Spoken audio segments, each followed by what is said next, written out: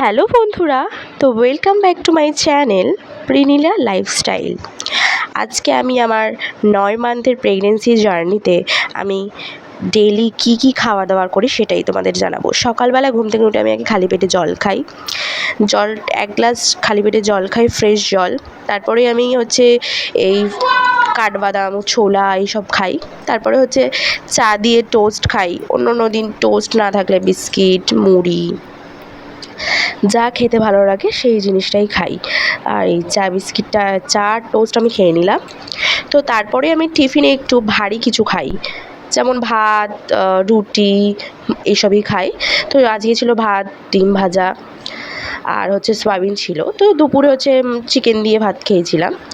তো তারপরেই আমি বিকেলের দিকে এই যে হরলিক্সটা খেয়ে নিই বিস্কিট দিয়ে। তারপরে সন্ধ্যের দিকে 7টার দিকে আমি পাউরুটি সেঁকা খেয়েছিলাম। তারপরে রাতে আমি ডিনারে বিরিয়ানি খেয়েছিলাম। তো এই যে এসে 9 মান্থে এসে বিরিয়ানি খেতে খুবই ভালো লাগে। তো এই যে ভাই এনে দিয়েছিল, ভাই, বোন, মা সবাই মিলে খেতে বসে গেছিলাম। সারাদিনে এইসব আমি খেতে থাকি। তো ভিডিওটা ভালো লাগলে অবশ্যই লাইক, কমেন্ট, শেয়ার করতে ভুলবে না। আর সাবস্ক্রাইব অবশ্যই করে দিও। কমেন্টে জানিও কেমন হয়।